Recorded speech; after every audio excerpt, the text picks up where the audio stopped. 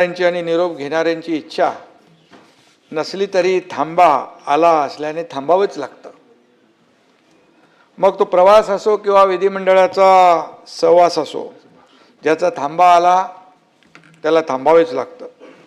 आणि सध्या चैत्र नवरात्रोत्सव आहे। या वरिष्ठ सभागृहातील 9 सदस्यांना आज आपण निरोप देत आहोत। त्यामध्ये उद्धव ठाकरे साहेब आहेत, डॉक्टर नीलमताई गोरे आहेत, अमोल मिटकरी आहेत, शशिकांतराव शिंदे आहेत, रणजित सिंग मोहिते पाटील आहेत, राजेश राठोड आहेत, संदीप जोशी आहेत, दादाराव केचे आणि संजय केनेकर आहेत। हे आपले 9 सहकारी कार्यकाळ पूर्ण झाल्याने आज निवृत्त होत आहेत। गेल्याच आठवड्यामध्ये राज्यसभेतील काही सदस्यांच्या निरोप समारंभात या देशाचे लोकप्रिय प्रधानमंत्री नरेंद्र मोदीजी यांनी भाषणात सांगितलं, ते म्हणाले, राजकारणात पूर्णविराम कधीच नसतो। सदस्य राज्यसभेतून निवृत्त झाले तरी त्यांचे जनजीवन संसदेच्या कक्षेबाहेर निरंतर सुरू असतं।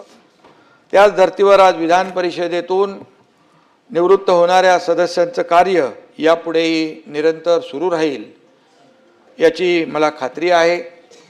आणि यापैकी काही सदस्य पुन्हा सभागृहात येतील, त्यासाठी देखील मी शुभेच्छा देतो। राज्याचे माजी मुख्यमंत्री आणि या सदनाचे सदस्य उद्धव ठाकरे साहेब हे आज विधान परिषदेचा निरोप घेत आहेत। त्यांना निरोगी दीर्घायुष्य लाभो अशा मनापासून शुभेच्छा देतो। तसेच त्यांना पुढील राजकीय वाटचालीसाठी देखील खूप खूप शुभेच्छा देतो। आमच्या शिवसेनेच्या फायरब्रँड नेत्या नीलमताई गोरे आज निवृत्त होत आहेत।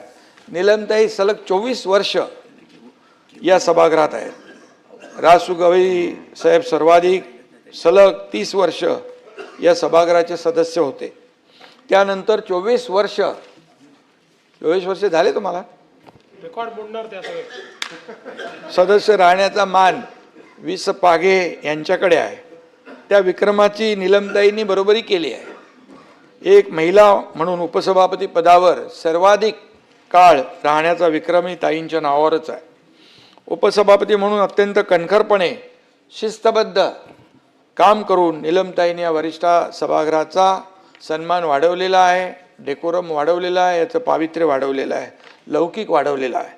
उपसभापती म्हणून काम करताना आपण त्यांना पाहिलंय, ताईंचा तोल कधी जात नाही, त्या कधीही विचलित होत नाहीत, त्यांच्या चेहऱ्यावरची शांतता कधी ढळत नाही।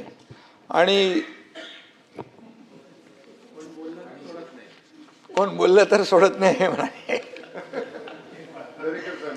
ताईंचं काम बोलतं, ताईंचं लिखाण देखील चांगलं आहे, भक्कम आहे, त्यांची वैचारिक बैठक पक्की आहे, त्यांची भूमिका कायम स्पष्ट असते। चांगल्याला चांगलं आणि वाईटाला वाईट म्हणण्यास त्या घाबरत नाहीत। कालच ताईंनी घेतलेल्या एका निर्णयामुळे देखील त्यांची प्रचिती पुन्हा आली आहे। नीलम